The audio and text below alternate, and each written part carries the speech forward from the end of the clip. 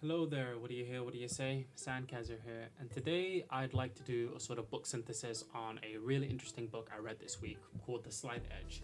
Now, this is a book that was recommended ad nauseum by a lot of productivity YouTubers like Ali Abdal and other people, so I figured, okay, let me just try to sort of condense down all the sort of key lessons, materials, and ideas that this book sort of espouses in one sort of short segment, right? Um, Anyway, before I get to that, I just really appreciate if you could like, share, subscribe. Any sort of engagement would be really, really appreciated. And yeah, let's just get cracking. So, The Slight Edge is fundamentally about the idea that you have to change by making small daily decisions that compound over time, and these will then end up resulting in significant effects, right? So, the foundations of the entire philosophy is that your actions are shaped by your underlying beliefs and attitudes, right? The core concept, you could say, is that attitudes matter, right? The difference between people who are sort of successful and people who aren't are people who are sort of entitled versus value driven, right? So a sort of way to sort of illustrate this might be saying that someone who is entitled might say something like, well, what have you done for me lately, right? What can you do to benefit me, right? A value-driven person or a value-driven attitude might say, like, what can I do to help you, right? A entitled person would say, pay me more and then maybe I'll work harder. A value-driven attitude says, I'll work harder and then I expect you'll pay me more, right? Now, on the surface, there might not be that much in the way of difference, but because the actions that both people might perform might be the same, but in their sort of perspective and and how they perceive things, it's completely different, right? And another sort of key core concept is that action is key, right?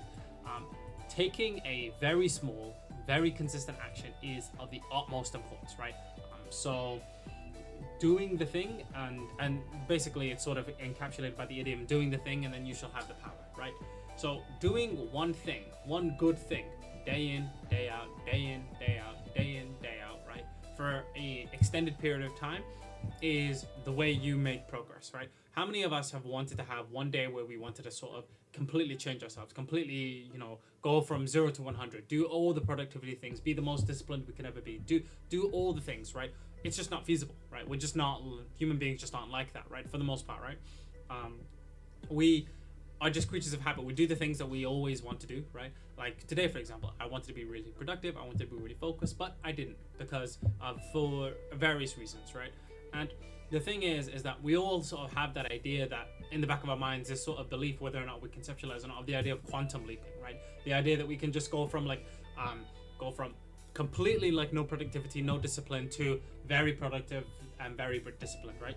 This is a fantasy, right? Unfortunately, you're just going to have to put in the hard work first, right? So the key principles of the slight edge philosophy, you could say, is that you could sort of encapsulate their notion of success as this one sort of like idea, really. And I think it was espoused first by Earl Nightingale, and the idea that success is the progressive realization of a worthy ideal, right? Success isn't like an event. There's not going to be a day where you sort of think, well, I'm successful now, but it's you should sort of think of it more as a journey, right? And it's sort of marked by sort of gradual improvement over time. Because here's the thing, even if you do become like financially independent, even if you do become very healthy, even if you do become emotionally mature, all those sort of things, the problem is that you can always do better. It's the sort of paradox, you could say. Even though we always want to do better and we always strive to do better, right? There's probably never going to be a point where we're going to be fully satisfied with our state of affairs.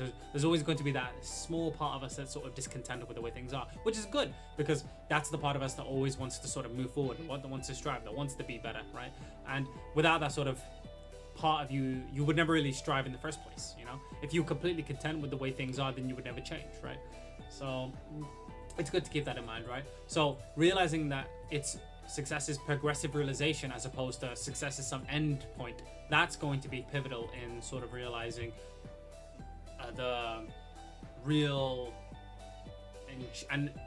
sort of successful way of ensuring that you'll actually end up achieving your goals, right? Like thinking of success as a progressive realization as opposed to some endpoint is a lot more better when it comes to your mindset.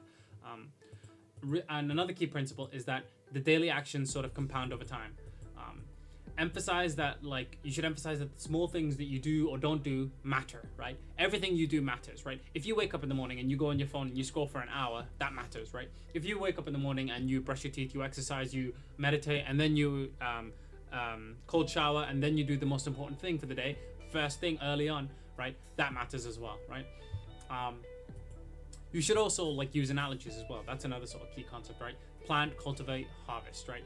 So this should sort of, like, this analogy sort of stresses the importance of sort of patience and consistent effort in sort of achieving your goals. And another thing to keep in mind is that starting and consistency, these are probably like the two most important things when it comes to sort of achieving your goals, right?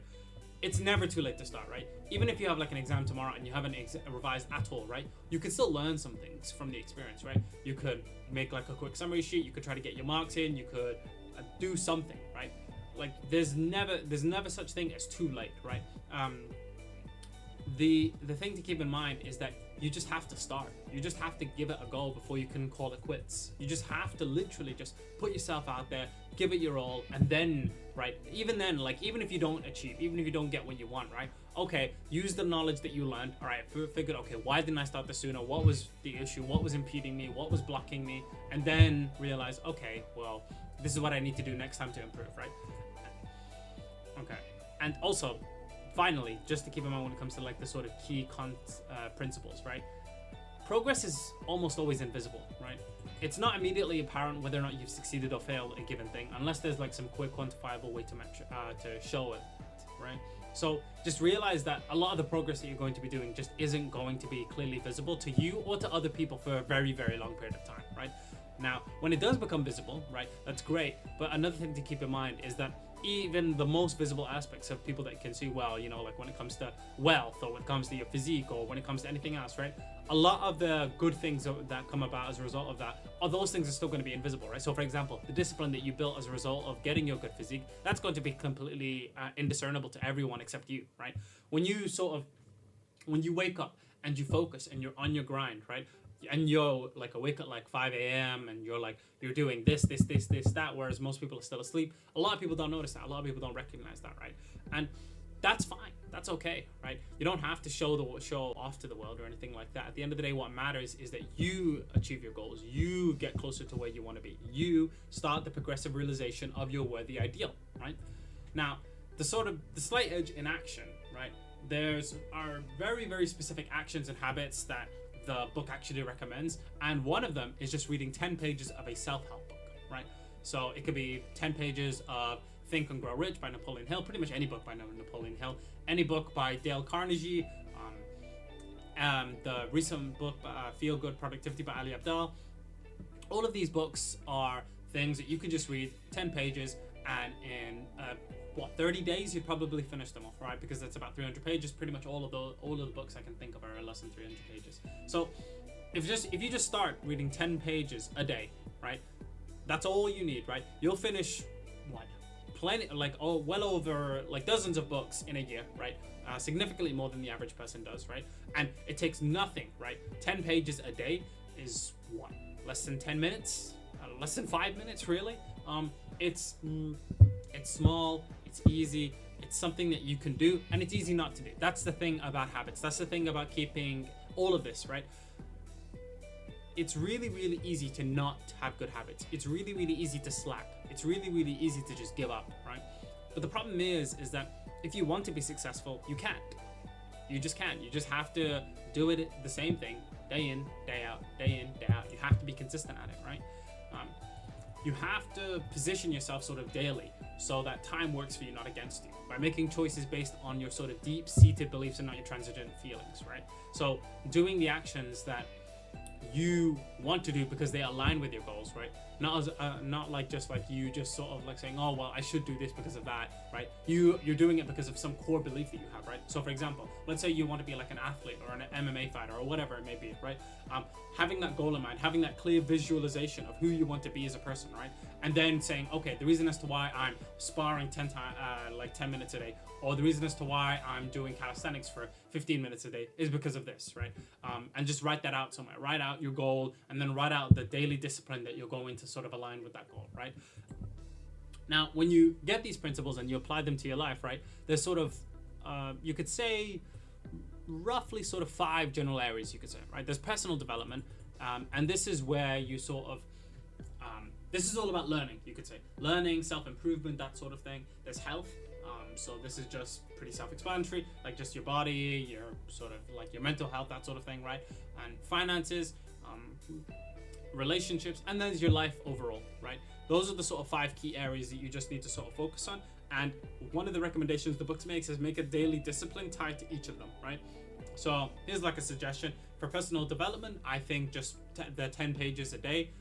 For your health, just try to drink like a cup of water in the morning, have a balanced diet. So basically try to have like some fruit in your lunch and stuff like that.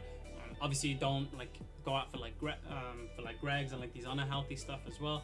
Finances, actually that ties back into like the thing I said previously, right? Don't go out to like takeaway or every day, and like maybe save it for special occasions. Just don't spend more than you need, or spend less than you have, you could say. Relationships, try to make dedicated time blocks where you sort of speak with people, you turn your phone off, notifications off, right? And your overall life is just say, okay, have like 5 minutes a day, or maybe 3 minutes a day, or whatever time you need, right? To just say, okay, what do I want out of my life? What do I want written on my gravestone, right? Because there's going to be a point in time where you're going to not be around anymore, where all of your thoughts, all of your feelings, or your emotions, all the impact you had are gone, right? And just say, okay, well, what do I want? What's the one thing that if I could achieve, then I would be not happy, not content, but as close to as I could be, feasibly anyway. So yeah, and yeah, just keeping in mind the mindset of being successful, and the mindset that exemplifies people who sort of fail a lot, right? So the biggest difference between these two people is responsibility, right? People who are successful almost always have some strong sense of responsibility or personal accountability. They'll always say, okay, I messed up, here's the reason as to why I messed up, and they'll sort of take steps to sort of ensure that they'll try to improve in the future, right? People who fail, they'll sort of talk about, well, you know, this person, that person, my mom, my dad, you know, they'll give you like, whenever there's like a failure or there's a problem, they'll give you a long list of excuses as to why things went badly, right? And realizing that the main distinction between these two groups is mindset, and just trying to sort of align yourself more towards the former than the latter is key to achieving your goals. And yeah, I think I just want to say that in conclusion, the Slight Edge is basically a philosophy that's sort of geared around getting sort of small, simple, easy to do tasks, doing them every day, and realizing that the main distinction between people who are successful and people who aren't is a matter of mindset. And yeah, so you could sort of break it down like this, right? Your success is sort of due to your philosophy, right? And your philosophy is due to your mindset, and your mindset is due to your beliefs, and your beliefs are sort of downstream of your actions, right? And your actions are things that you can control. You can do those things, you can move around, you can decide right here, right now, that you're going to read 10 pages, right? Once you and click off this video, you could say, okay, I want to read 10 pages a day, right? And you also could not, right? You could decide to go and, I don't know, play a game. You could decide to watch a TV series that you've already seen. You could decide to go out, and you could decide to sort of think, well, you know, there's no point. That's minuscule, right? Or you could decide to just hunker down and just actually decide, okay, enough is enough. I'm finally going to change, right? So yeah, that's just my book synthesis. I hope you enjoyed, and this is Sam Kazra logging off.